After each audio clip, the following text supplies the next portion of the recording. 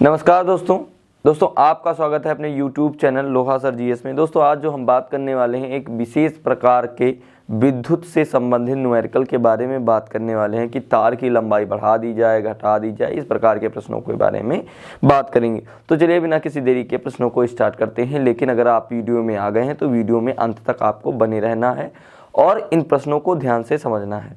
तो दोस्तों जो हमारा पहला प्रश्न है आपको इस साइड दोस्तों देखने को मिल जाएगा, वो है यदि किसी तार को खींचकर उसकी प्रारंभिक लंबाई बढ़ा दी जाए और जो लंबाई है वो 3 गुनी कर दी जाए, ठीक है, तो उसका नया प्रतिरोध क्या होगा। फिर से आप देख लीजिए, लिखा है यदि किसी तार को खींचकर उसकी प्रारंभिक लंबाई की 3 गुनी कर दी जाए तो उसका नया प्रतिरोध क्या हो जाएगा। तो दोस्तों इसको समझते हैं। दोस्तों ये हमारा तार है और इसकी प्रारंभिक लंबाई L थी और इसका क्षेत्रफल क्या था, A था, है ना। अब हमने क्या किया है, इसकी प्रारंभिक लंबाई को बढ़ा दिया है ना, और ये कितनी कर दी है हमने, L मान लो ये L डैश हो गई है ना, और ये हो जाएगा A डैश, है ना। तो क्या करेंगे, माना इसकी प्रारंभिक लंबाई, ऐसे लिखेंगे, माना इसकी प्रारंभिक लंबाई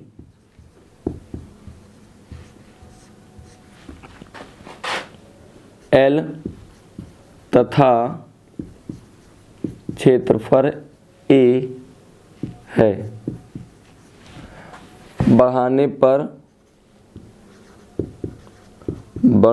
पर इसकी लंबाई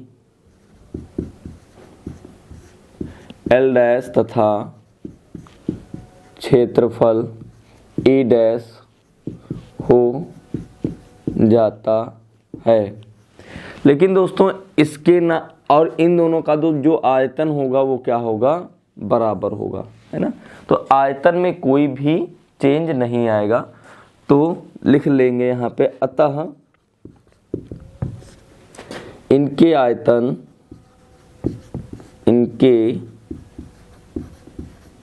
आयतन बराबर होंगे।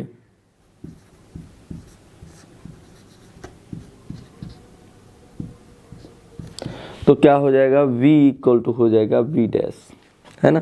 तो भाई यहाँ पे V बनेगा क्या, V हो जाएगा क्षेत्रफल गुणे लंबाई, तो हो जाएगा ये क्षेत्रफल और लंबाई L थी तो L हो जाएगा। इसी तरह इसमें देखिए, इसमें लंबाई थी L, क्षेत्रफल था A डैश, लंबाई थी L डैश।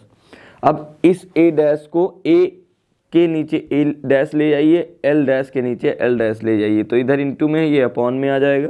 तो हो जाएगा A upon A dash equal to L dash upon L। अच्छा, लंबाई में जो वृद्धि हुई थी उसके बाद जो लंबाई कितनी हो गई थी, 3 गुनी हो गई थी, तो इक्वल टू क्या हो जाएगा, 3। क्यों, अब A अपॉन A डैश भी 3 है, L upon L dash upon L भी कितना है, 3 है। तो दोस्तों हम प्रतिरोधकता से देखें अगर, तो उसका सूत्र क्या होता है, उससे देखिए R निकालते हैं। तो R इक्वल टू क्या होता है दोस्तों, होता है रो L अपॉन A, है ना, ये होता है। तो ये हो गया R। और प्रारंभिक, ये मान लो ये प्रारंभ में प्रतिरोध लग रहता है, तो लिखेंगे प्रारंभिक प्रतिरोध, है ना। उसके पश्चात लंबाई और आयतन बढ़ाने के पश्चात जो प्रतिरोध लगेगा, तो लिखेंगे लंबाई तथा क्षेत्रफल बढ़ाने के बाद प्रतिरोध, बढ़ाने के बाद प्रतिरोध। तो वो दोस्तों क्या हो जाएगा, वो जो हो जाएगा वो हो जाएगा R डैश इक्वल टू रो, ठीक है, L dash upon A dash. अब इन दोनों को भाग कर लीजिए, ये मान लीजिए समीकरण 1 है और ये मान लीजिए समीकरण 2 है। तो इधर देखिए देखिए समीकरण 2 डिवाइडेड बाई समीकरण 1, मतलब समीकरण 2 भागे समीकरण 1। समीकरण 2 है r dash equal to rho l dash upon a dash, divide का साइन लगा दीजिए। उसके बाद ये क्या है, ये है रो l अपॉन a। अब देखिए ये पलट दीजिए, क्या होगा भाई, इंटू का साइन लगा के इसको पलट दीजिए, है ना। तो r डैश अपॉन r, तो r dash upon r equal to कितना हो जाएगा, ये हो जाएगा rho l dash upon a dash into a upon rho l। अब दोस्तों देखिए ये a डैश है, रो से रो कैंसिल हो जाएगा, आएगा का r dash upon r equal to l dash upon l into a upon a dash. देखिए यहाँ से इसको मान रख लीजिए, तो क्या आ जाएगा यहाँ r dash upon r equal to, इसका मान कितना था l डैश अपॉन l का, यहाँ से देखिए l डैश अपॉन l का मान था 3, तो हो जाएगा 3 इंटू a और a डैश का मान क्या था 3, तो हो जाएगा 3 3 या 9। अब अगर हम r डैश का यहाँ से मान निकाल लें तो हो जाएगा r डैश इक्वल टू 9 और ये r इधर इंटू में चला जाएगा तो r। तो दोस्तों ये जो है हमारा क्या निकलेगा, नया प्रतिरोध निकलेगा। इस तरीके से हम इसको हल करेंगे। दोस्तों ये प्रश्न थोड़ा सा कॉन्जुकेटेड है, लेकिन इस प्रश्न को आप जैसे हमने समझाया अगर समझेंगे तो ये प्रश्न आसान हो जाएगा। ऐसे ही प्रश्न आपको यूपी बोर्ड 2023 में कुछ प्रश्न देखने को मिलेंगे। तो अब हम चलते हैं अपने अगले प्रश्न की तरफ।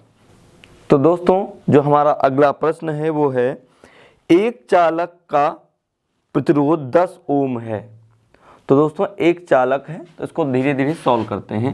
नहीं, सबसे पहले पढ़ लेते हैं। लिखा है एक चालक का प्रतिरोध 10 ओम है, यदि इस तार की लंबाई को 2 गुना तथा अनुप्रस्थ काट के क्षेत्रफल को आधा कर दिया जाए तो तार का प्रतिरोध क्या होगा।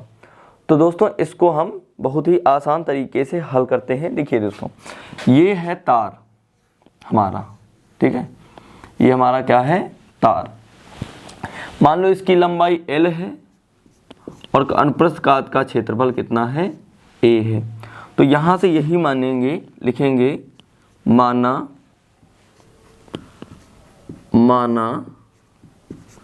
तार की लंबाई l तथा क्षेत्रफल a है। तो प्रतिरोध दोस्तों क्या हो जाएगा, जो प्रतिरोध हो जाएगा वो प्रतिरोधकता के लिए क्या हो जाएगा, रो l अपॉन a। अब दोस्तों हमारा ये समीकरण 1 है, समीकरण 1 मान लीजिए है।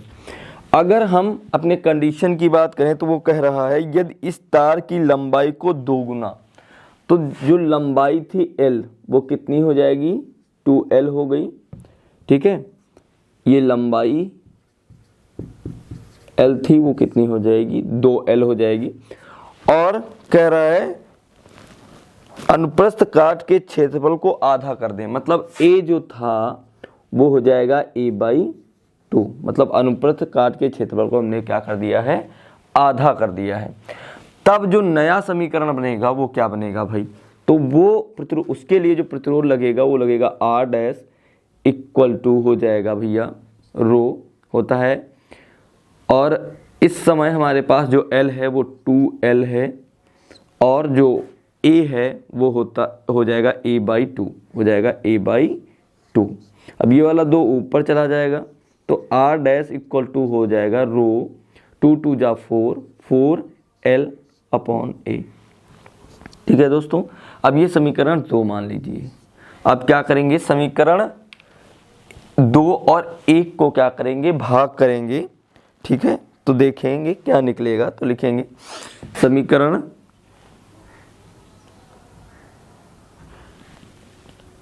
समीकरण 2 भागे समीकरण 1, है ना। तो अब समीकरण 2 क्या है, वो है r dash equal to rho 4l/a।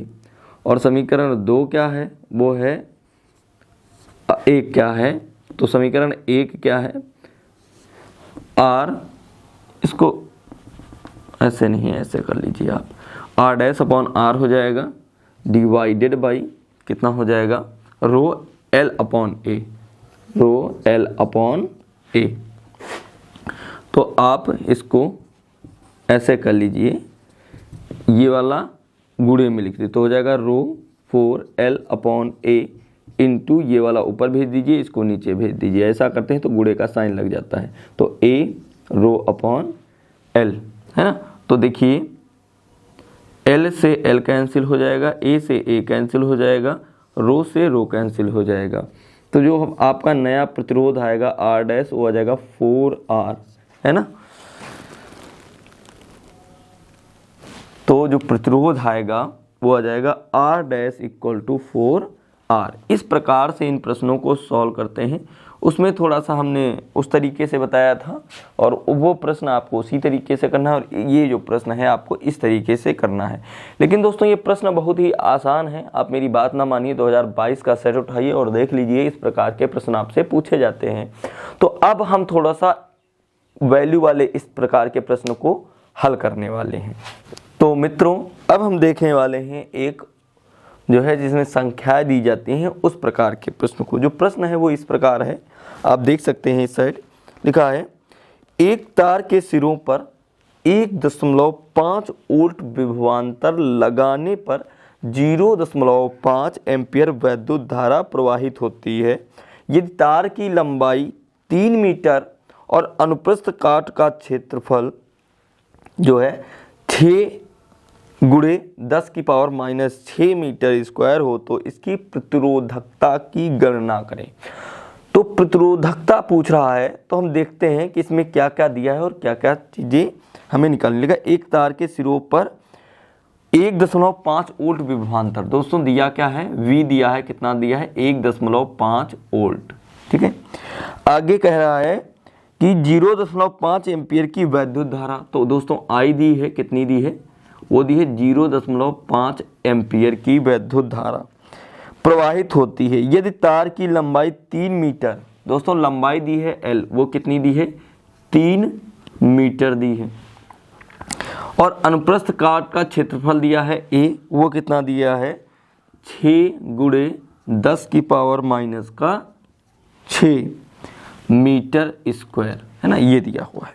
अब पूछ रहा है इसके प्रतिरोधकता की गणना करो, हमें प्रतिरोधकता निकालनी है, रो निकालना है। तो जो दोस्तों जो रो हो जाएगा वो मित्रों क्या हो जाएगा, वो हमें पता नहीं है।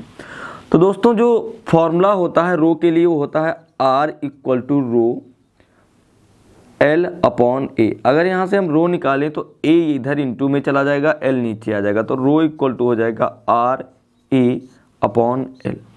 अगर हम रो निकालेंगे तो हमें R चाहिए, A पता है, L पता है, तो R हम यहाँ से निकाल लेंगे। तो सबसे पहले हम R निकालेंगे, इधर देखिए, तो R इक्वल टू होता है V/I ओम के नियम से। तो R इक्वल टू मित्रों क्या हो जाएगा, V कितना दिया है 1.5, कितना दिया है V 1.5 वोल्ट, तो हो जाएगा 1.5, और धारा कितनी है 0.5, हो जाएगा 0.5। अब क्या हो जाएगा, पॉइंट से पॉइंट हट जाएगा, 5 एकम 5, 5 तिहाई 15, तो R की जो वैल्यू आ जाएगी वो आ जाएगी 3 ओम। अब R की वैल्यू आप यहाँ रख सकते हैं, इक्वल टू हो जाएगा, R की वैल्यू है 3, A की मित्रों वैल्यू जो दी है वो है 6 गुणे 10⁻⁻6 बटे L की जो वैल्यू है वो है 3, तो हो जाएगा 3। अब देखिए, अब इसका मात्रक देखिए, इसको काट लीजिए, 3 से 3 कैंसिल हो जाएगा, तो रो इक्वल टू आ जाएगा 6 गुणे 10⁻⁻6। अच्छा, इसका अगर मात्रक की बात करें, भाई मात्रक नहीं याद है आपको तो क्या कर सकते हैं वो बात समझ लीजिए। देखिए इसमें अगर देखा जाए तो हो जाएगा ओम मीटर स्क्वायर, और नीचे था इसके लिए मीटर। 1 मीटर से 1 मीटर कैंसिल हो जाएगा, बचेगा ओम और मीटर, तो हो जाएगा ओम और मीटर। तो प्रतिरोधकता का जो मात्रक होगा वो इस तरीके से आप, अगर ना समझ में आए तो इस तरीके से आप निकाल सकते हैं। तो इस प्रकार ये प्रश्न हो गया, और रो की जो वैल्यू आ गई है वो आ गई है 6 × 10⁻⁻6। दोस्तों ये जो प्रश्न है ये 2022 में पूछा गया है, वो भी 4 नंबर में पूछा गया है, 4 मार्क्स में पूछा गया है। तो इस प्रश्न को आप ध्यान से लगा लीजिए।